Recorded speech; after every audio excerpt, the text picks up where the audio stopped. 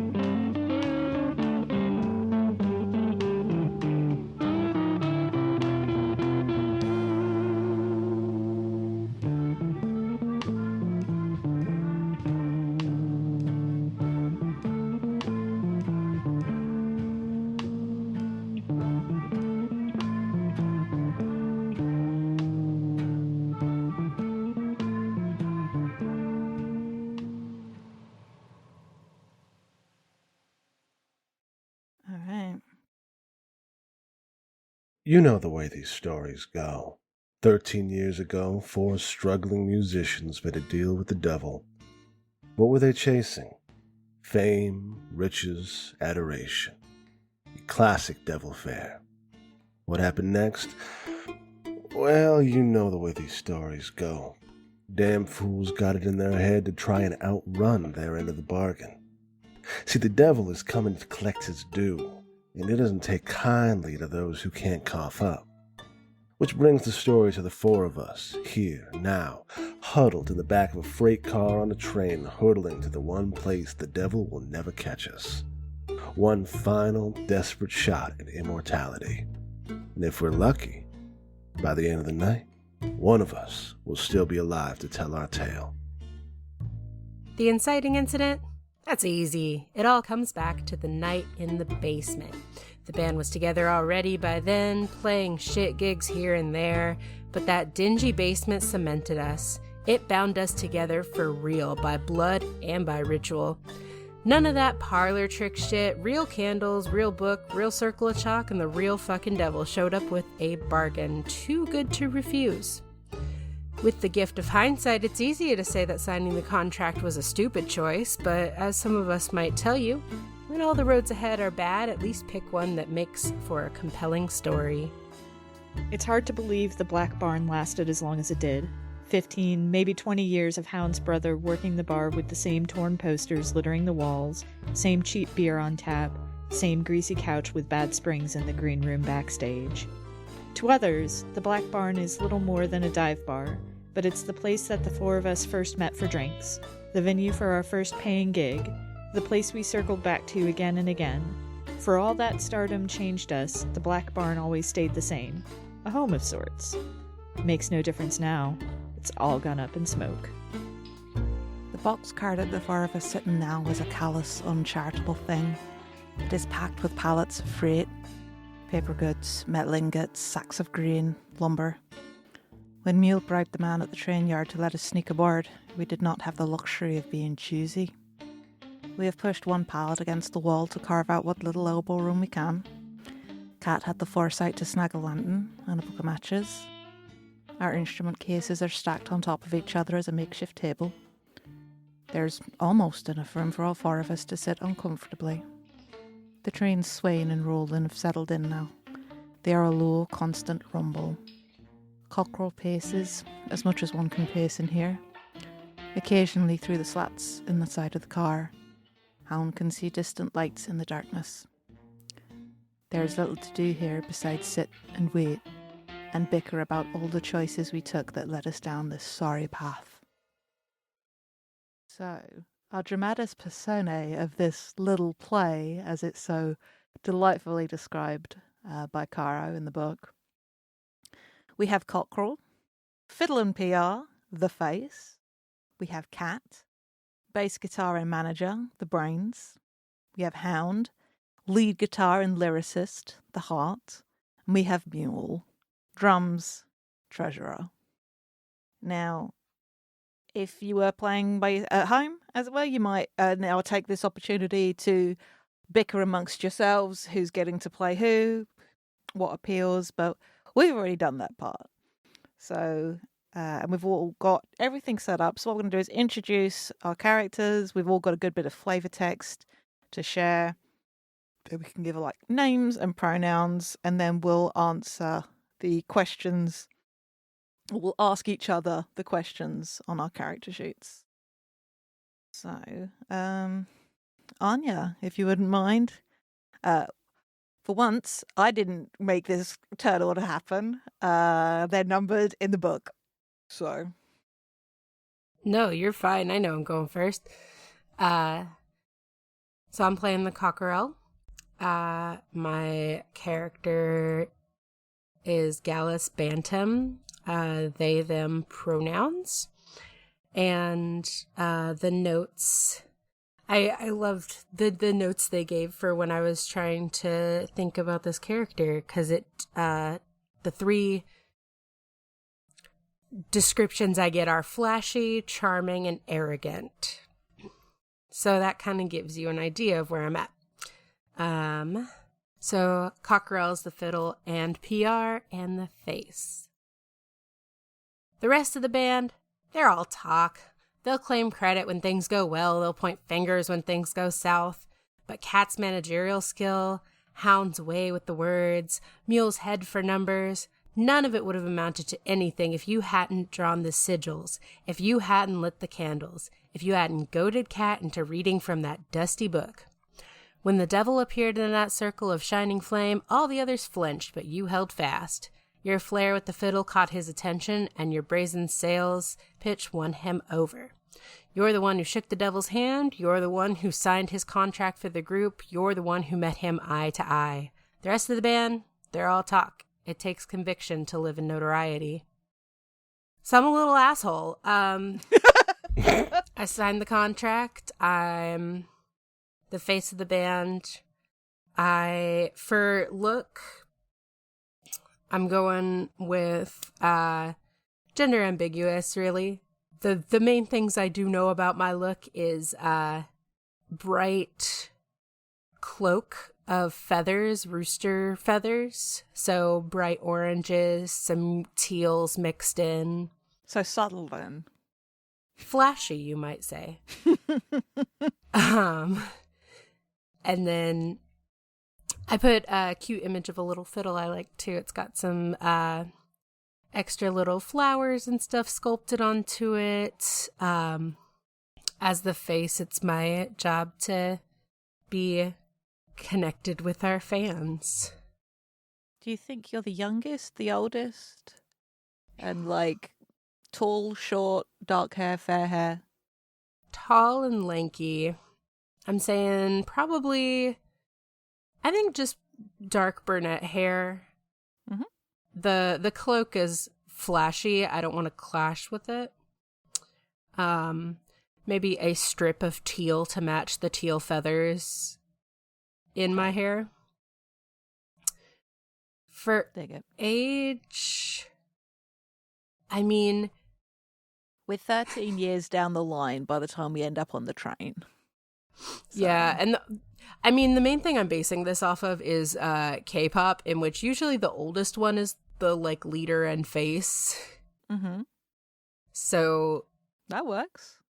Does anyone else have their heart set on being the oldest? Nope. No. Nope. All right. That's the asshole that I'm playing. All right, Kat. Well, I am playing the inimitable Sadie Grimm. Pronoun she, her. I am the cat. You've never been one to get pinned down. The glamour, the stardom, your name up in lights, they were only ever reminders of the clock above your head, slowly counting down. Making a deal with the devil? The literal fucking devil? From literal fucking hell? When has that ever turned out well for anybody, ever? Nothing gold can stay. You simply saw the writing on the wall. So when you went back to the book, when you puzzled through its pages, when you found the loophole that would let the band escape his notice, you thought, why not take it? And it worked for a time. Things were good for a time. And if it hadn't all gone sideways, the devil would have been none the wiser. So I'm the bass guitar, I'm the manager, I am the brains, and I'm the one that's going to save us all. Probably. Sadie is a goth cowgirl. Yes. She's got a black hat and a black duster, and like a bolo tie. She's probably wearing fully all black everything with like silver and white, like bone white accents. And she's got long black hair with white streaks from all the stress. And maybe a little bit of bleach. All right. So I am playing one Ashling Ash Setter, uses she, her pronouns. And she is the Hound, the guitarist and lyricist. It was going well. It was all going so well. Another sold-out show at the Black Barn. Another night of the crowd roaring your names, cheering themselves hoarse, singing along to your songs. Another celebration after hours, once your brother cleared everybody out. Just him and the band and a few close friends. When someone asked, "How the hell did you get so big so quickly?" And before anyone could react, the answer leapt from your mouth. "It's funny you mentioned hell." One careless slip of the tongue. That's all it took for the rumours to start spreading. When the crowds began to thin, when the suits stopped coming around, you knew it would only be a matter of time before the devil himself caught wind. You put the target on the band's back, and everything changed forever. Ash is a little on the lean side, pale, freckled skin, big brown eyes, chestnut brown hair streaked with auburn that she wears in sort of like a close cropped bob, except for like two long side bangs, kind of like Hema bangs, but a little bit longer, that frame her face. Tattoos of clouds down one arm and flowers on the other. She absolutely is that girl with an acoustic guitar and probably has been since she was 16 years old. Before that, she was a boy with a guitar, doing much the same sort of thing. And yeah, that is her. Her brother is Kieran, owner, manager, operator, barman of the Black Barn. Was. Well, you know, these things. It's fine. Nothing gold can stay. Nothing gold can stay. And I'll be playing the mule, the drums and treasurer. Can't take these fuckers anywhere. Leave it to them to dig a hole they can't climb out of. Leave it to them to drag you down with them. Leave it to them to bring trouble to your door in the dead of night, watch the Black Barn go up in fucking flames, and beg you to bribe some asshole at the train yard to look the other way, so they can leave you hauling their instruments into the back of this overstuffed, rickety-ass boxcar while they all piss and moan. They're assholes, goddammit. But what are you going to do? Leave them out to dry? This train is your last shot at breaking free from the devil's grip once and for all. This better be worth it. They better be worth it. And I'll be playing Mora, I'd rather eat glass than tell you my last name, uses he, him pronouns. His look is a biracial woman, black and Irish, built like a brick house with dark eyes and tightly coiled black hair that's cropped close to his head. Tends to wear suits, but always looks a little like he's about to burst out of them, like the veneer of propriety could drop at any time. He's not here for respectability politics, but he knows that he has to deal with them nonetheless. And I don't think the bandmates even know his last name. Maybe Kieran does, but... Incredible. I had to do a lot of contract negotiations. Just letter, if anything. Just an initial. Just an initial. Fair enough. All right. We've got a bunch of questions for each other. Each of us has a question for each of our bandmates. If we go back up to the cockerel, and the questions are written to be staggered, so we'll all do a first question and then loop back round. So. Okay. So my first question is for the mule. Which of my petty vices do I insist on passing off as a business expense? Your clothes, 100%.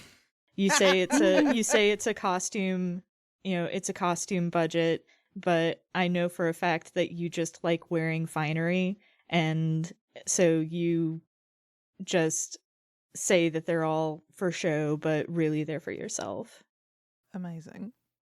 Perfect. All right, then I ask a question of the cockerel, of Gallus. Why did I beg you to take on our press and publicity? Because I'm the most outgoing, and look, we all know I got us into this, so maybe you should just let me handle it. That's why I asked you, or is that why you think you're the best for the job? Probably why I think I'm the best. Probably also you got us into this. So. I can dig that. All right. My first question is for Kat. What did you see in me when we first started hooking up? It is corny, but it was the heart. It was that you cared about things more than the rest of us did. Certainly more than I did. All right, and my question for Ash. What bothers you most about my friendship with your brother? Because I don't get it. I don't understand it. You hate so many people. Yet you and him get on great, and I look at it like, I don't understand. I think because you've got such different personalities as well. And it's just that. Yeah, they say opposites attract, but also, do they really? Is this MLM WLW solidarity? I think it's got to be a touch of that, for sure. I like the thought that Ash has asked Kieran, and he's like, you wouldn't get it. And she's not about to ask Moira, because Moira will just tell her to fuck off, because it's none of her business. Love it. Did you say, is your brother older, younger? Are you twins? Kieran's a bit older. I do think Aisling is the baby of the group. Not by a lot, but enough that a couple of members of the group definitely like to play on that fact. But maybe she was like 18, 19 when things kicked off. Mm-hmm. But Kieran's a few years older. The two of them came over from Ireland together. So... keeping that going, my next question is for the Hound. What do I keep doing to land on your brother's bad side? You don't pay your tab. Like, we're friends. I'm in a band with your sister. Why would I need to pay?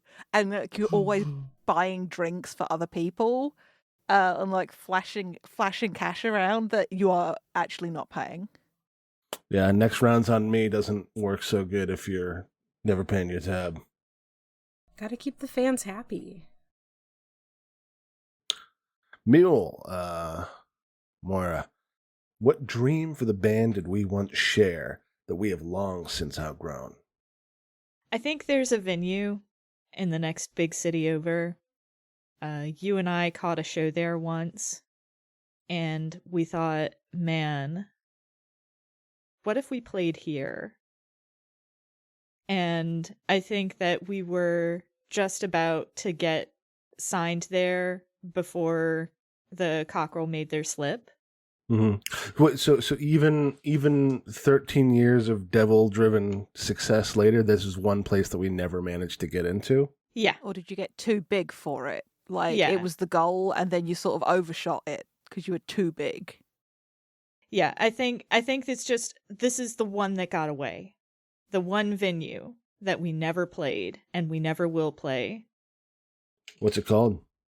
I'm drawing a blank. Now, all I can think is like the Golden Heartstring or something like that. Some weird ass theater with an old-timey marquee that's been because there's a couple of venues in Atlanta that are kind of like this, where it's like, you know, repurposed historical buildings that have been turned into music venues. Mm-hmm. The Golden Corral. No. We could call it the Ranch House. Oh yeah, I like that. Hell yeah. All right.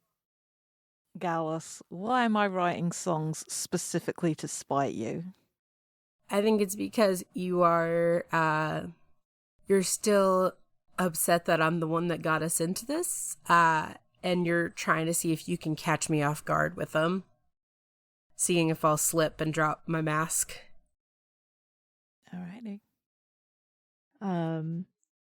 Cat. Which key part of your business strategy have I always pushed back on? I think probably my gut was like sponsorship deals, but like using our music in commercial, like for commercial stuff, maybe. Like I don't know if this is the modern day or if this is like the 50s or something. Probably it's the modern day. So like it's like, oh yeah, your song was in an Arby's ad, or it's like, well, this is commercial. This is disgusting. This is reducing our music. It's like, yeah, but it's like residuals. Mm-hmm. We get $5 every time that ad plays. I love the notion that one of our songs was in a Disney movie, like one of the live action ones on the Disney Channel. Mm-hmm. This is huge. That's just like, especially because we can unpack this a little bit. Like, I've been trying to think about what sort of music we play. Mm-hmm. And because of who I am as a person, it's very folky, bluesy, a little bit country. The Amazing Devil was one of the big Southern touchstones for me. A little touch of the mechanisms, but less sort of character. I definitely have a stand-up bass for show. Mm-hmm. Like there's one. Like I probably also play an electric bass, but I have I use both of them for our music. Good shit. I love the notion that Gallus has both like a classic fiddle, but can also like bust out an electric violin and go like full like Lindsay Sterling vibe. Like do a break, like because I don't do like lead guitar. I don't do that kind. I maybe do a little bit of like finger picking style, a little bit. But if we want like a fucking knee slapping, get everybody on their feet, it's Gallus that does that. Like, have that fiddle line really drive the crowd's nuts. Oh yeah, crowds love that shit. Big yellow card energy, but but like a different genre. But I remember the first time I heard Yellow Card and just like they had the violin in there, and I was like, what the fuck? This is incredible. So cool. So yes, Disney movie is very funny, especially like because a lot of our like lyrics can be very like risque and stuff, and like are exploring deeper things. It's like, yeah, we got into Disney film. It's just like, what? We're gonna get so much blowback from this when they find out what we actually sing about most of the time. Very fun. For the cat, what did we end up doing with the book that summoned the devil? Well, I took it and I used it to like find that loophole for us to get the place we're going. And I think you don't know what happened to it after that. I might be holding on to it still hidden, or I might have gotten rid of it, but I didn't. You don't know where it went. Cool. Hound, Aisling. Why did I break things off with you? You said it was for the good of the band. I don't think that's what it actually was. I think the reason you gave her was that we're getting too big. We got to focus on the music, on the business side of things. There isn't time. We can't afford the distraction. Mm-hmm.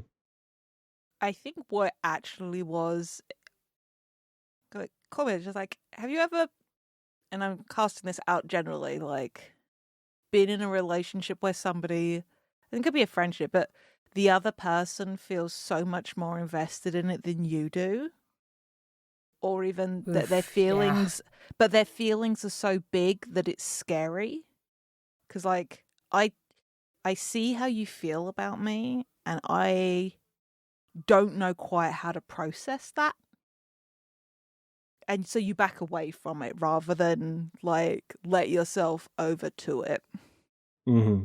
Shout out to all my fellow neurodivergent folks in the audience. Mm-hmm. I feel like too much for people.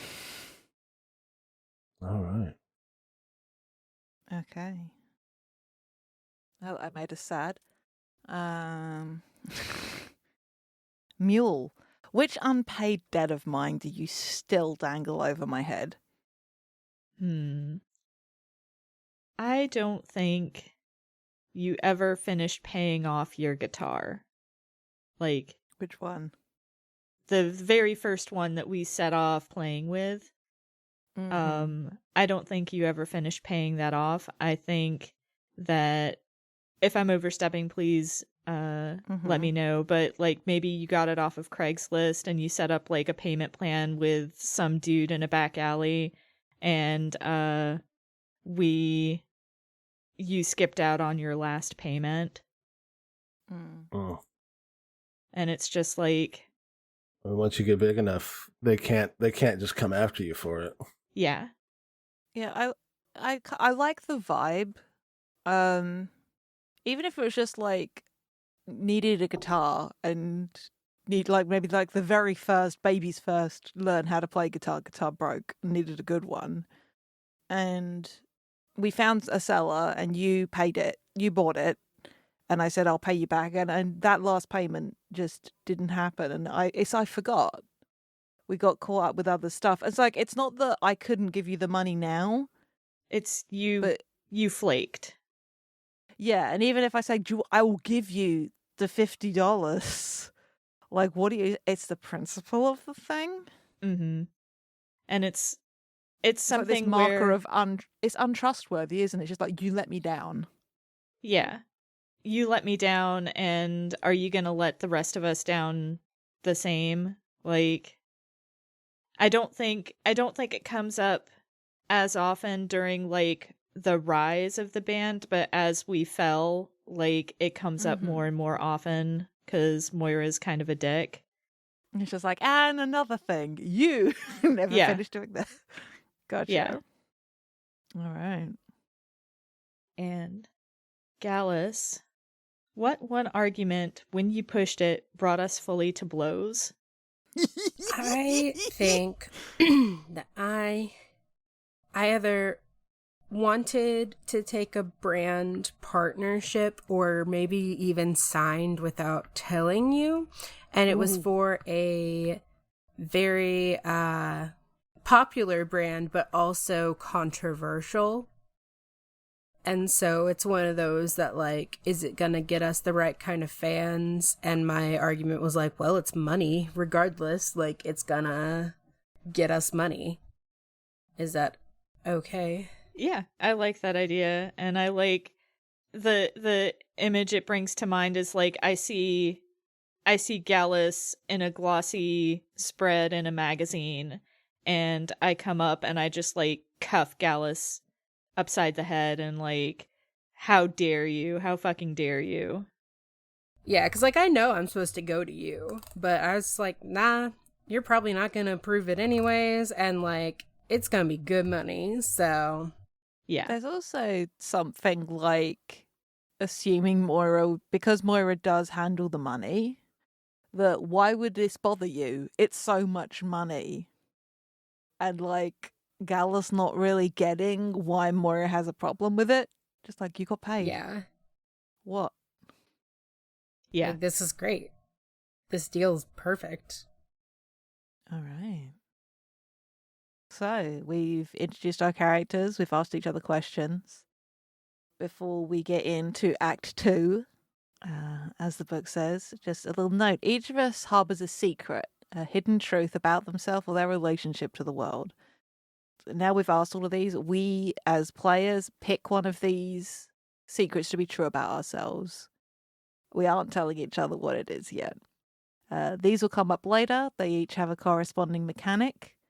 You will reveal the secret and the special ability later in the game.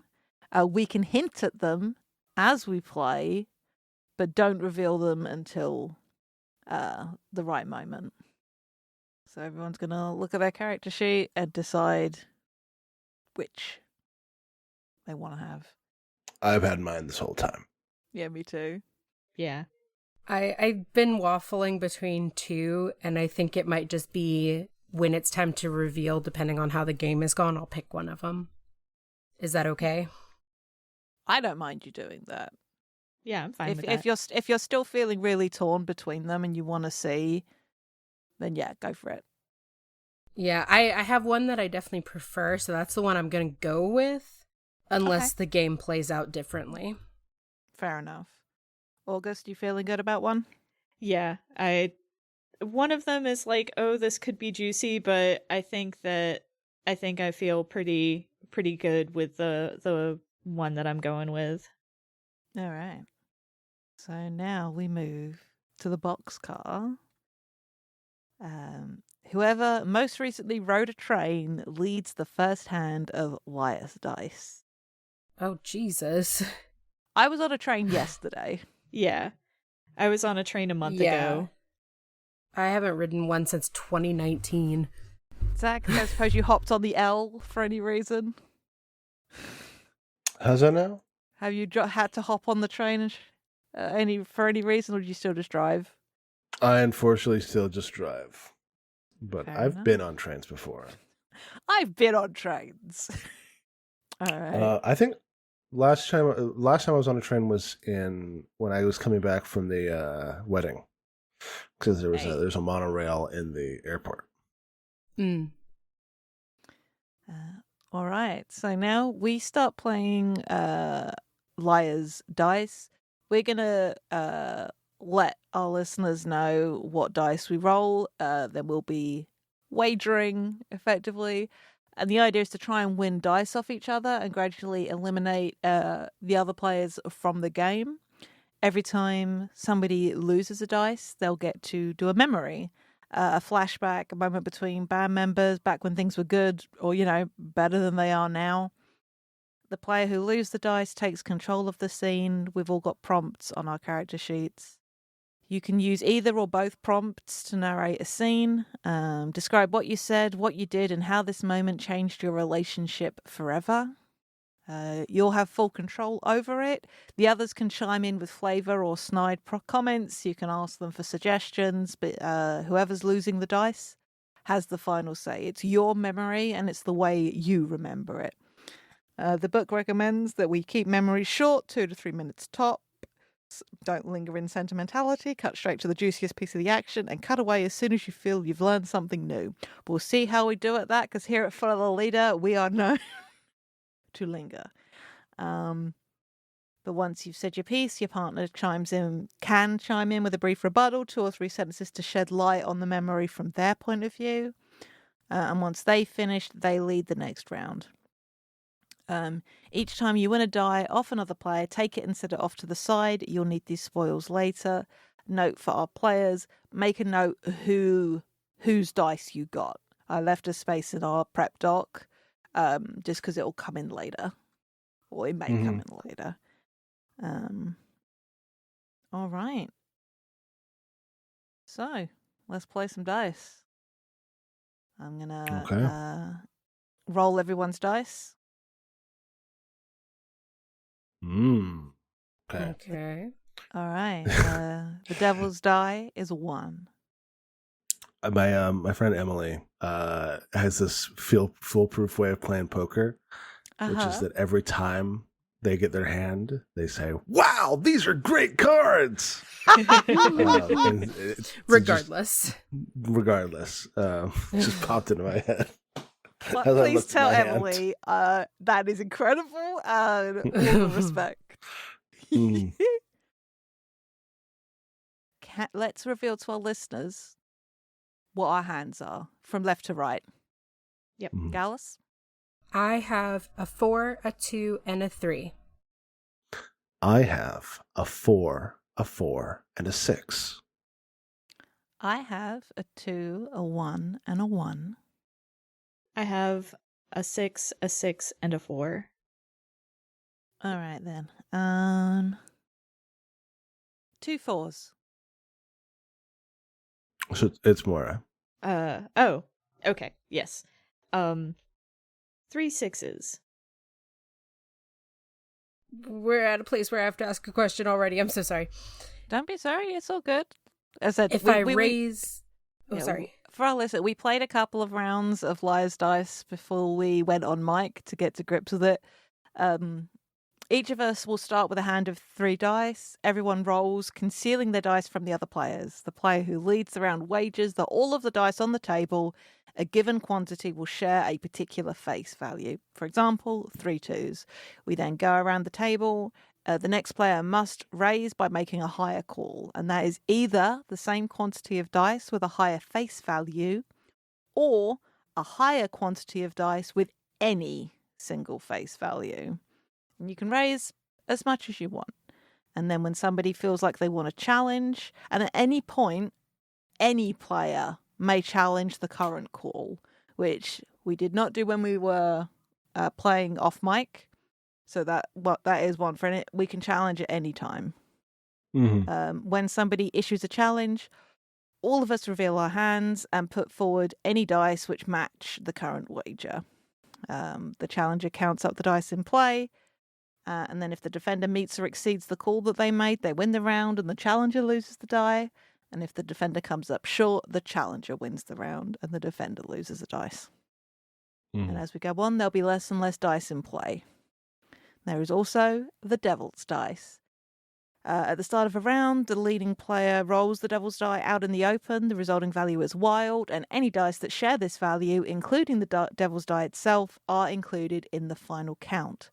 However, if any player calls the value on the devil's die, which, reminder for this round, is 1, while wagering, that value stops being wild for the rest of the round. In this case, do not put forward any wild dice during the final count.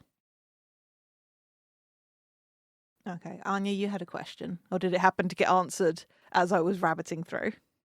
We're just gonna go with the fact that I'm still really bad at this. That's all right. So August said... Mm-hmm. What did you say, August? I think I said 3 6s. Yes. Okay. All right. Anya. So to change the number from 6, I would have to do something lower. So would I have to say 4 of something? Is that how I get it back to any number? Yes. Yeah, you to change the die value, you would have to have a higher quantity of dice. So yes. Okay. Whatever you like, but yes, there'd have to be 4 or more of them. Reminder, for our first round, we currently have 13 dice in play. I want to go back to 4 4s. Or no, I would have to say 5. No, you said 3 6s. Yeah, so 4 So words. 4 4s. 4 4 4s 4s is okay, legal. yeah. Fantastic. 6 4s. Wow. I want to challenge that. Okay. All right. All right, so now we drag. Drag our dice up into our hands. And Zach, you wagered 6 4s. 6 4s. The devil's die is which- wild. Which you're good. Yeah. There we've are got- 4 4s on. Yeah, I was going to say there are 4 4s on the table even before the devil's die comes into play. Yeah. And there are 3 wild dice, 7, which means I win. So you get to take one of Moira's dice. I'm going to take the 4. Make a note that it was Moira's. And Yeah. now, August, you get to share a memory about between Moira and Sadie. And you've got the prompts on your sheet to help you figure it out. Oh, and so the memory is between the 2 players Yes. who... Yes. Cool. All right, so my memory has to do with the raucous bender or the morning after or both. And feel free to involve senses, like where are you, what's the vibe, and then the crux of the moment. I think I want to go super early. So I think Ash is the baby, but I think that Moira is only a couple of years older than Ash. I think it's funny that the one who's like, I can't take you fuckers anywhere is not Yes. the oldest. Fucking perfect. Big middle child energy. Yes. And I think this is... I was actually also thinking I was only a couple of years older than Aisling, so it could be that we're the same age. Ooh, yeah. So That's fun. barely legal drinking age in the US. Not long after we got together as a band, and neither of us really knows our full limits. So we're just drinking whatever's put in front of us. I think, there's a lot of, at first the beer tastes like swill, but the more we go on, the more palatable it becomes. And I think there's an incident at our merch table. One of us spills a beer on our merch, but we're just riding so high off of the crowd reaction that, it doesn't matter. I think maybe it was Moira's beer that got spilled, knocked over while I was interacting with a fan. Mm-hmm. And you come over with a replacement because you're feeling generous. A replacement merch beer. Shirt or a replacement beer. Well, that's a collector's item now. It's ale aged. You could probably at some point in the wildness of the night, we wrung it out into a fan's mouth. Yeah. What? And then threw it into the crowd. Yeah. I love that. Better times. Better times. Is that it? I think that's it. Unless anybody wants to call bullshit. Does Sadie remember it any differently? No, not really. I think, I was not very maligned by that memory, so I don't have any problems with it. I do remember, though, the first time we went out drinking and we got tequila, nobody told me about chasers. You're supposed to suck on a lime immediately after to cut the alcohol, and let me tell you, not doing that, not good. I think Moira has a guffawing laugh at your expense, at the look on your face. Yeah, that's a true story, by the way, from my life. Fair. All right. Okay. August, you want to take your dice back into your hand? Don't I lose that die for Yeah, nope. the two. Yeah. Yep. I've already taken your die. Yep. And Zach, feel free to hit roll all. Oh, is it the winner the next leader? Who takes the lead? Yep. Okay. Yeah, Then, defender has the memory. Winner leads the next round. Okay. Well, I guess we'll be leading every round. Jesus. Wow. So, starting from the front, I have a 4, a 6, and a 6. I have a 1, a 4, and a 4. I have a 6, a 5, and a 2. I have a 1 and a 2. I'm going to say 2 4s. Devil's die is a 4 on this one, which means that it's no longer wild. Motherfucker. All right. 2 5s. 3 2s. 4 4s. 5 4s. 6 4s. All right, Ash. Let's see if your money's where your mouth is. Oh. The devil's die is 4, which is no longer wild, which means there are 4 4s. Mm-hmm. Which means that I was lying. Yeah, I should have challenged you. All right. And I take one of your dice?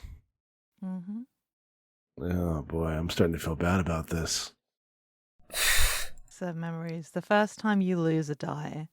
First impression, a lingering glance. This is the green room at one of our first big gig at a place which has a bigger capacity than we've ever played to before, and it's sold out. And I've been doing laps of the green room, the corridors, the stage as much as I can, and coming back, just trying to burn off some energy. It's not going well. And I step into the green room again. And maybe Moira and Gallus are smoking, or they're there, but in the memory I don't remember them being there. Because instead I catch Sadie's eyes in the mirror as she's finishing getting ready. And I think there's that moment of slightly tripping over the threshold into the room. Because we talked about before, and just like it's a bigger venue, so we're going to need to make more of a statement with how we look. It's got to read to everybody. People have got to be able to see which one of us is which. Yeah, they know by the instruments, but it's not the same. And I think there's just something about how Sadie looks in that moment. It's like seeing her again for the first time. And Ash is feeling kind of stupid right now. In the way, just in that way when you see a hot person and you forget how to speak and possibly how your legs work. There's definitely a moment where like I was maybe gonna say something and now I'm just stood in the doorway. Incredible. Moira heckles from the couch between puffs on his cigarette. You're gonna start catching flies if you leave your mouth open like that. Thanks, Moira. We've got, I look at my watch. I'm still wearing a watch despite the fact I'm in like whatever performing outfit it is. We've got like 10 minutes. Just thought I should let you guys know. 10 minutes. Sadie nods. Flees. Flees the room. Because I think, like, Ash is, like, 19. Is, like, baby. So... Yeah, I mean, the thing about that is that I was stone stoic because I was losing my shit internally. Absolutely falling apart on the inside.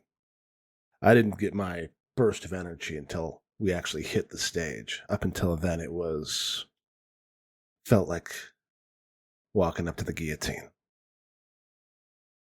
All right. Take your dice back, friends. Let's roll again. Sadie's continuing to lead. All right. Roll them if you got them. Devil's dice are 2. It sure is. All right. What we got? Anya? I have a 2, a 4, and a 4. I have a 4, a 2, and a 2. I have a 6 and a 5. I have a 4 and a 2. I'm going to say 2 4s. 3 5s. 4 4s. 5 4s. 6 2s. Oh, so it's no longer... It's no longer wild. 6 2s. That's what I said.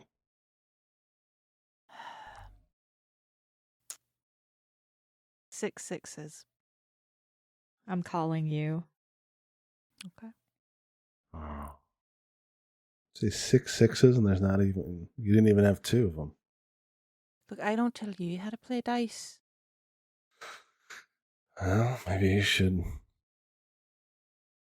Just for that, I'm taking your 6. Well... The second time you lose a dice. Creative block, simmering rage. I also reveal my secret and my special ability. But let's do creative block. Let's do the memory first. Oh God. We're in Go on. I just had a terrible thought. Please. We love terrible thoughts. Moira's only like 2 years older than you, but he calls you kiddo. Awful. Maybe because he's picked it up from Kieran. Ooh, yes. Because they're besties. And Kieran calls Ash kiddo. Anyway, continue, sorry. I think we're in a rehearsal room. A nice one. This is just after the rumours have started spreading. It's after this fuck up. And I'm sat with like my book that I write lyrics in, my guitar in my lap just against the wall, trying to figure out a melody. And maybe you stepped in to ask how it was going. Mm-hmm. Yeah. And it's the final straw. Go on, please. Just like, what's up, kiddo? Fucking slams the book shut and throws it against the wall, not towards Moira, to be clear, but just at the wall. I fucking hate this. Why is it always on me to figure this out? Bullshit, and it's not fair. Moira kind of scoffs and is like, you really want to let Gallus sing whatever they want? I want to feel like the soul of this band is not my responsibility, but it fucking is. And I'm sick of it. I need some fucking air. I like shoulder check you as I leave. It does nothing because I am so wee. I'm just like we're probably like equivalent height, but I am like much thinner, and I just sort of bounce off you a little bit as I try to shoulder check you when I leave. And there's like a clang of me kicking something as I make my way out. I think I follow for a second. Mm-hmm. And I think Moira's going to be a bit of a dick, and he's going to be like, you can't leave. You know that, right? I think I spin a little on my heels to look at you. Yeah, Moira, I fucking know. I don't need you telling me. I think back in the boxcar, I'm just glaring at you. Mm-hmm. Moira's just smoking, taking a drag of a cigarette and just kind of avoiding eye contact. Some folks just don't know how to get along. I think I just go lean against the side of the boxcar and try to breathe some of the fresh air, and I have to be called back to the table before I'm willing to play. And I have to tell you guys a secret and my special ability. You too. Mm-hmm. I set the fire that burned the Black Barn down. Oh my. Once per game, I get to pick another player. Until they next lose a die, that player must roll with at least one die in the open where all players can see. Are you picking someone now? Not this round. Maybe I'll wait. Do we get to react to your secret, or is that... Sure. I think there's that. I think maybe you're smoking and I stub it out and throw the butt out one of the slats. I'm just start a fire that way. There's paper over there. Maybe scoffingly says, yeah, okay, you've never done a set of fire in your life. What are you, a Boy Scout? Mm-hmm. You know? I think I just turn back, leaning against the wall. I know how to set a fire, okay. Not saying I should have, but I did. Why? Covering our tracks. Getting rid of old memories. Sure, I guess. Kieran got a payout. So at least he's not tied to whatever shit show this is. That place meant everything to him. You think a payout is going to be enough? Do you think you know him better than I do? I think that you've let yourself be blinded, and I'm going to turn away. Well, I think the dice are getting cold. I switch seats up so I don't have to sit next to Moira anymore. I'm like, Gallus, switch seats with me. Yeah, sure, whatever. This will not change the turn order in any way. Narratively, I want it known. Sure. Mm-hmm. All All right, let's roll. Let's roll. I have a 6, a 5, and a 3. I have a 5, a 5, and a 4. I have a 6. I have a 3 and a 3. 3 3s. I'll go 4 3s. 4 5s. 5 2s. I'm going to call you. I'm going to challenge you. Why, though? Because I don't want to lose any more dice. I have 1 dice. Actually, I think this is in character. I have 1 fucking dice. Maury, what's your fucking problem? Right now, it looks like you. Fucking shitty bullshit. Why you gotta make such risky bets? It was 5 twos, right? It was, yeah. It was 5 twos. There are no 2s on the board. Nope. Just the devil's die. Yep. I'm sorry, Ash. So, I still get to do a memory. So before I go out, Sadie, you gotta keep 1 dice out in public now. Who does? I do? Mm-hmm. You always were too good with numbers. All right. My final prompt: when you lose your final die, a bone to pick the hand that feeds. Is that memory like now, or is that also a memory, and then you also cut to the current moment?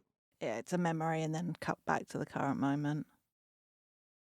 I do think this is a memory where everyone is there. I know it's like, mechanically speaking, more focused on Moira, but I think we're all there. Okay. And this is... maybe there's like somebody's done an expose or something, or there's like this big like a big YouTube drama essay about like our band and how we sold our souls to the devil for fame and glory, and what did it even get them? Can you even hum one of their tunes? Like, it's really unpleasant. And we're having a meeting or something.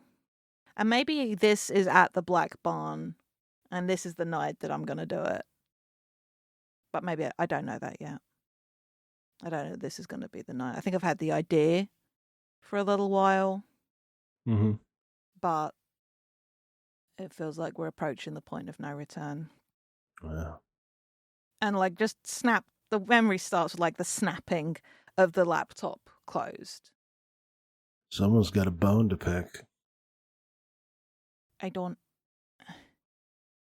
want to do this anymore. What's the fucking point?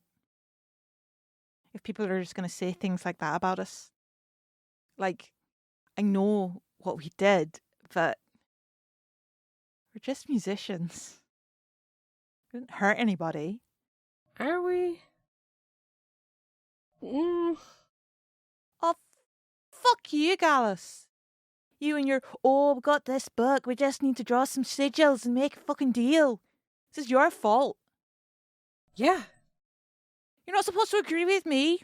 What you gonna do about it now? What the fuck does that help me now? God, you smug asshole. We all signed our names. Well, some of us only signed our initial, didn't we? It's still legally binding. It's the principle of the thing. Yeah. The only important part was there. Yeah, you would say that, wouldn't you? Always about the details when it's other people, but never when it's about you. You want to make something about my family name? I want to make something about the fact that you expect the world out of other people, but you're not willing to buy in yourself. It is a little weird. We've known each other 13 years. You still never told us. But I don't mind. We're not role models. Who cares his name? He's good at making us money. That's what we're here for, right? We were here to make music for as long as we could. And in the memory, I think tears have started rolling down Ash's face. And we cut to the present in the boxcar. And the light that flashes in, you can see the tears that are sort of streaking down her face in the moment. And in the quiet of the boxcar, other than the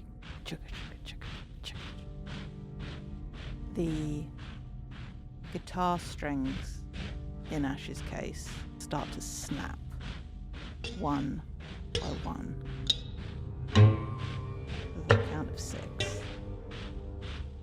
And then the whole carriage goes dark for a moment as we pass through a tunnel or through a bit of particularly dense tree cover either side of the rail line.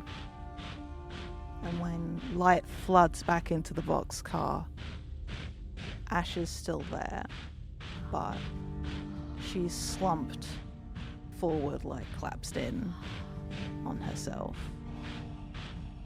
And you can see these fine strings that glimmer in the moonlight that raise up towards the boxcar roof and into the shadows as the devil has taken Ash at her.